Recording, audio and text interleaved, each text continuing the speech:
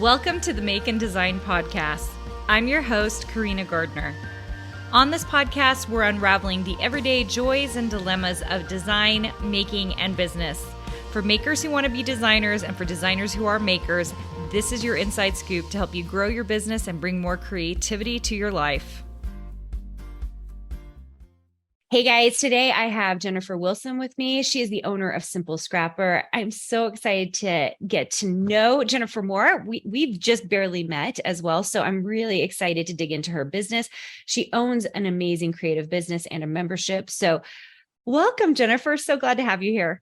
I'm excited to talk to you. I feel like we've kind of had little tiny interactions on Instagram over the years, but it's nice to finally, get to know you a little bit better. Yeah, so amazing. So before we started this episode, we started talking a little bit about our businesses, but I think where I'd like to start is, Jennifer, will you talk about how you got started with the Simple Scrapper? Yeah. So in 2008, I made a kind of huge life change. I had been working in Washington, D.C. I had kind of a high stress job. And then, of course, I met a guy who happened to live in Central Illinois. So he had two children who were teenagers at the time. And so he wasn't able to move. And I'm like, okay, I'm ready to make this big change because I could see like one trajectory for my life that involved a lot of like high heels, black clothing, late nights of working, followed by like late nights of happy hour. Or I could have space in my life. I could have margin. I could have a really short, or now I have no commute. I could wear sweatshirts and sneakers and a totally different lifestyle. So it was a huge decision. And of course it was, it was bumpy. And I found myself in our bedroom, sitting in like a little chair in the corner with my cat who I'd brought with me. And I opened my laptop and I discovered actually digital scrapbooking first. I don't have the traditional path of creative memories and being a paper scrapbooker. I started as a digital scrapbooker. And then now today I'm a paper scrapbooker. That is so funny because we have that in common, because I started in digital scrapbooking as well, because I was coming from design, not the paper scrapbooking world. That is so crazy. So you're in paper scrapbooking now? Yeah, how did you transition? I actually transitioned pretty much hardline when my daughter was born. It's almost like literally I have a kind of a pregnancy and birth album. The pregnancy portion is all digital pages that I printed, and then hard stop, everything after is paper. Interesting. What, like in why? The same album? Like, I don't know. It's like a line in the sand. I don't know. I just felt this need to create. I remember buying my first like stays on ink pad and some acetate and doing this like little overlay in those final days before I gave birth, because I was just like, okay, I have to do something to stay occupied, because it was like miserable and anxious and everything. And so after that, I was like, oh my gosh, it's so great to be off the computer, because I work all day on the computer. And then so I don't want to spend my leisure time on the computer too. And for some, like, that's great. They don't mind that at all. But for me, I needed more of the tactile experience for my leisure time. Yeah, that was exactly what I was thinking in my head. I was like, that must have been, you just needed something that felt real and quick, maybe not quick, but felt real. And there is some power in that paper scrapbooking because of that, which is amazing. So fast forward, where are you today? What are you doing?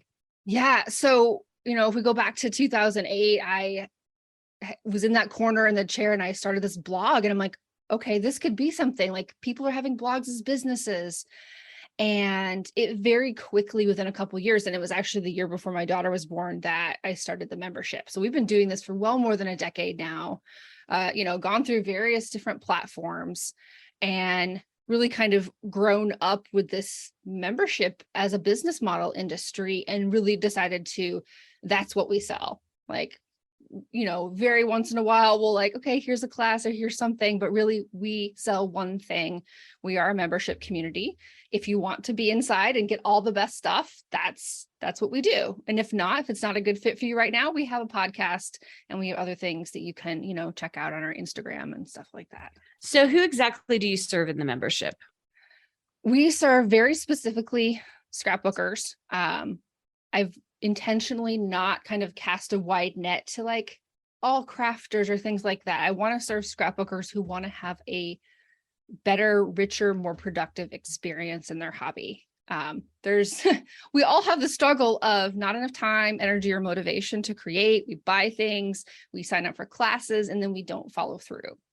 So our expertise is on supporting scrapbookers, both digital and paper and hybrid and everything in between, with following through on their own plans. Yeah, I love it. So do you guys have a system for helping your members do that? Or is it more of a free flow community? We definitely do have systems and tools in place. One of our favorite ones is actually a free tool called the Focus Finder. And we can include the link in the show notes for your episode, where you think about all the things that you might want to do, including maybe more of those administrative tasks, like organizing your photos or getting your space organized. And you do a big brain dump, and then we help you figure out what's actually important to you. Because maybe that project that, oh, I'm so sorry. Maybe that project from a year ago that you never finished, maybe it's not actually important to you anymore. And so we take you through this process of figuring out what's important and what's exciting to you so that you know what you should actually be working on. Oh my goodness, that's amazing. So kind of helping them prioritize, Yes. so that they can get that out of their head, if that project really doesn't matter. Yes, 100%. It's all about knowing what your priority is, and not even what you think your priority is when you go through this process. Even for me, surprising things bubble to the top. Oh yeah, that's actually the priority when I really think about what I care about and what's interesting to me right now in scrapbooking. So interesting.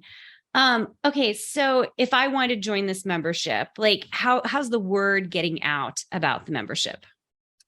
In the beginning, we did a lot of free events, big things like come join us for a week of Stash Bash. And over the years, a lot of those things actually shifted to inside the community because we felt like we could better facilitate that experience for people who knew the ropes and were already invested in it. So right now it's primarily the podcast. And I've been so amazed at, we do an intake survey. How did you find us? And they're all podcast listeners. Yeah. Isn't that crazy? It is. We're almost to 200 episodes. It's kind of mind blowing. I actually did a members only podcast as a warm up, and I did 72 episodes of that before I ever went public. Oh my gosh, that's I've been teased that I'm not an early adopter. I'm an early investigator, and then I firm everything up before I actually take the plunge. That's amazing. So fun. Well, it must have been popular, those 72 episodes for your members. Did they enjoy it? They loved them and they wanted more. And I was like, I can't do more unless we make it more of a thing. It was just kind of one of the things that we offered in the membership. So I had to build systems around it and figure out, okay, how are we actually going to get this done weekly? I knew I was going to have to do batch recording. So I always like to record a bunch of episodes over a short period of time. And then we can work on the admin for those. Yeah. Love it. So many of you are trying to start a creative business, or you're a designer starting your design business. And before Jennifer and I got started, because I didn't know a lot about what Jennifer was doing in terms of her team and everything, and we just kind of exchanged how many people we've got on our team. It's a lot more than you guys would think. A lot of people think she and I just doing it on our own because this is the only face you see, or it's the only voice that you hear. But we have lots of people working to help us get our dreams out there. So it really is a business and a job. Mm-hmm. And the thing that sustains it is the way we serve our people, because it sounds like you really are helping your people not only find their focus, but actually do the thing, the hobby, and get the results that they're trying to get. Yeah, we emphasize accountability a lot. And really, both our team and our members have all come together around supporting one another. I actually had somebody move on to another role recently, and she was a podcast guest, but she wasn't often the face. And then it actually made very natural sense for our two most active members to basically take over and share her role. And so they have become even more of the face, at least inside the membership, because the members already trust them and know them, and they can step up and be leaders and take some of that responsibility off of me. Yeah, that's amazing. So incredibly good. Okay, if you guys are interested, if my people who are listening here and you are interested in what Jennifer is doing, where can they find you? They can find me at simplescrapper.com. And I think when this episode goes out, we will have launched registration for our annual planning party.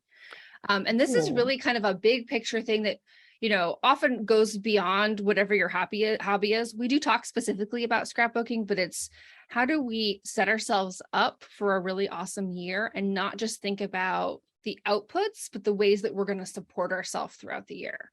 Yeah.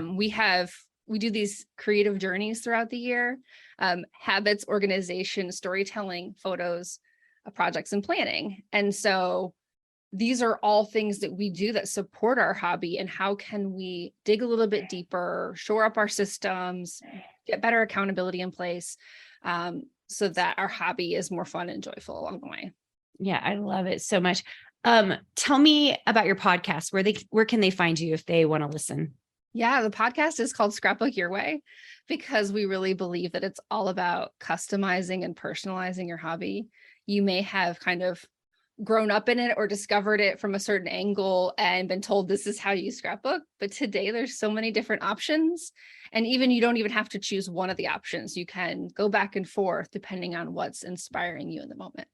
So amazing. You guys, I hope you go check out her podcast, go check out her website, see what she's up to. A membership that's been around for a decade. That's pretty rare at this point. Like there just really aren't, and especially one that's in the crafting industry. I've been around the block a time or two, and there's just not very many memberships that last that long. So you have to know it is so good. Jennifer, thanks so much for being on. Oh, it's been a pleasure. Thank you. Hey, did you know that you can visit me at makeanddesign.com to learn more about this podcast and join my VIP group for weekly freebies? I can't wait to see you there.